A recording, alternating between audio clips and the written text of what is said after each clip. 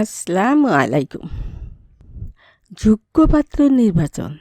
সুলতান ইব্রাহিম বৃদ্ধ হয়ে পড়েছেন, বয়সের ভারে নুব্জ, ক্রমশই দুর্বল হয়ে পড়লেন তিনি।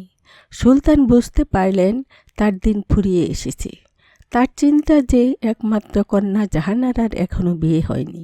রাজকন্যা সুন্দরী, তার বিয়ের বয়স হয়েছে।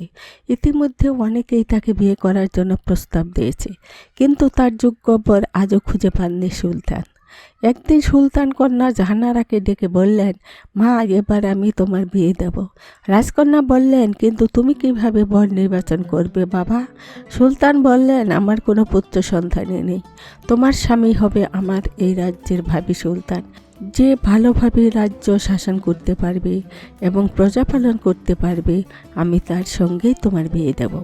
রাজকন্যা বললেন, কিন্তু তুমি কিভাবে যোগ্য বরকে নির্বাচন করবে? সুলতান বললেন, সেই ব্যবস্থা আমি করব। আগে যারা রাজকন্যার বিয়ের জন্য এসেছিল তাদের মধ্যে 3 জনকে যোগ্য বর হিসাবে মনে মনে বাছাই করেছিলেন সুলতান। তিনি একদিন দূত পাঠিয়ে 3 জন যুবরাজকে ডেকে আনলেন রাজসভায়। 3 জন যুবরাজই ছিলেন বয়সে যুবক এবং বীর।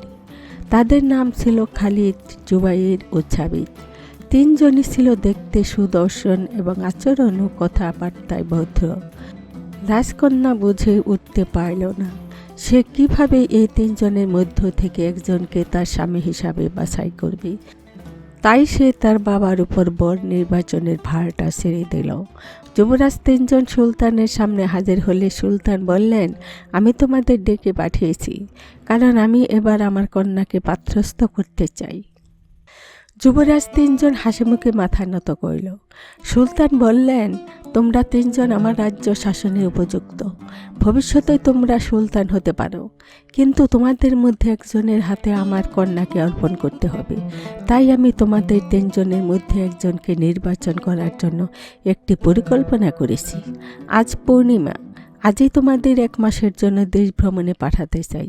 আজ হতে ঠিক 1 মাস পরে পূর্ণিমায় তোমরা সফর শেষে ফিরে আসবে এই রাজসভায়। তোমরা প্রত্যেকেই রাজকন্যার উপযুক্ত বিবেচনা করে সবচেয়ে মূল্যবান উপহার নিয়ে আসবে। সে উপহারের গুণাগুণ বিচার করেই তোমাদের যোগ্যতা নির্ণয় করা হবে। যুবরাজ 3 জন আশান্বিত হয়ে সেদিনই দেশ ভ্রমণে বেরিয়ে পড়ল। চোখের পলকেই 1টি মাস অতিবাহিত হয়ে গেল। পরের মাসে আবার পূর্ণিমা এলো। পূর্ণিমার দিন সন্ধ্যায় আকাশে চাঁদ উঠতেই সুলতানের প্রাসাদ দ্বারে যুবরাজদের আগমন বার্তা ঘোষণা করা হলো। আলোকমালা ও ফুল দিয়ে সজ্জিত করা হলো সমস্ত প্রাসাদ। সুলতান প্রথমে যুবরাজ খালিদকে ডেকে বললেন, তুমি আমার কন্যার জন্য কি উপহার এনেছ? যুবরাজ খালিদ নতজানু হয়ে একটি বড় থলি থেকে অনেক বড় বড় মূল্যবান জিনিস বের করল। তারপর সুলতানকে বলল, এগুলি সবচেয়ে দামি হীরা, মুক্তা, পান্না ও চুন্নি। এগুলি বিভিন্ন দেশ ঘুরে বাছাই করে এনেছি। এগুলি দিয়ে রাজকন্যার জন্য একটি মুকুট, গলার হার, হাতের বালা আর আংটি বানাতে চাই। হাসি মুখে খুশি হয়ে মাথা নত করল রাজকন্যা জাহানারা, কিন্তু সুলতান কোনো কথা বললেন না। এবার সুলতান যুবরাজ জুবাইরকে ডেকে বললেন, তুমি কি উপহার এনেছো? জুবাইর বলল, আমি একটি বন্দুক এনেছি। এটি একটি শক্তিশালী অস্ত্র। এই অস্ত্র দিয়ে অনায়াসে এবং অব্যর্থভাবে লোক মারা যায়। এই অস্ত্র কাছে থাকলে বাইরের কোনো শত্রু ভয়ে পা দেবে না আপনার রাজ্যের ত্রিসীমানায়। আপনি এর দ্বারা অনেক দেশ জয় করতেও পারেন। আপনি হয়ে উঠতে পারেন পৃথিবীর সবচেয়ে শক্তিশালী বিজয়ী রাজা। যুবরাজ জুবাইরের কথা শুনে রাজকন্যা কেঁপে উঠলেন ভয়ে। সুলতান একটা দীর্ঘশ্বাস ফেললেন নীরবে, কিন্তু রাজসভায় উপস্থিত লোকদের মুখগুলি উজ্জ্বল হয়ে উঠল। এবার যুবরাজ ছাবিদকে ডাকলেন সুলতান। লজ্জাবনত মুখে সুলতানের সামনে খালি হাতে এসে দাঁড়ালো যুবরাজ ছাবিদ। সে বলল, ক্ষমা করবেন সুলতান, আমি রাজকন্যার জন্য কোনো উপহার আনতে পারিনি।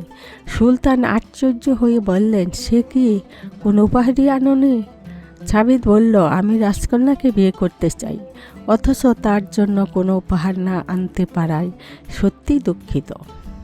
কিন্তু এই 1টি মাস আমি কাজে এমনই ব্যস্ত হয়ে পড়েছিলাম যে কোনো উপহার জোগাড় করার ফুরসত পাইনি। এ কথার অর্থ বুঝতে না পেরে সুলতান বললেন, কী কাজে তুমি এত ব্যস্ত হয়ে পড়েছিলে? ছাবিদ বলল, আমি আপনার রাজসভা থেকে বেরিয়ে দেশ ভ্রমণে যাওয়ার সময় পথেই এক মুমূর্ষু পথিককে দেখতে পাই। তার গা থেকে রক্ত ঝরছিল, সর্বাঙ্গ ছিল ক্ষতবিক্ষত। আমি তা দেখে চলে যেতে পারলাম না। তার সেবা শুশ্রূষা করলাম। তিনি সুস্থ হয়ে উঠলে একদিন পর আবার পথ চলতে শুরু করলাম। কিন্তু কিছু দূর যেতেই দেখলাম একদল নারী ও শিশু ভয়ার্থ অবস্থায় গ্রাম ছেড়ে পালাচ্ছে।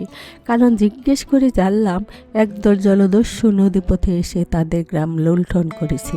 গ্রামের বেশিরভাগ পুরুষকে হত্যা করেছে, তাদের ধন সম্পদ সব ছিনিয়ে নিয়ে গেছে এবং আবার আসবে বলে ভয় দেখিয়ে গেছি। আমি তাদের বুঝিয়ে গ্রামে ফেরত নিয়ে গেলাম। দেখলাম গ্রামের অল্প সংখ্যক লোক যারা বেঁচে আছে তারা জলদস্যুদের সঙ্গে লড়াই করতে চায়, কিন্তু কোনো যোগ্য নেতা না থাকায় মনোবল পাচ্ছে না। আমি সেই সব নিঃস্ব, অসহায় ও ভীত সন্ত্রস্ত লোকদের ফেলে চলে আসতে পারলাম না।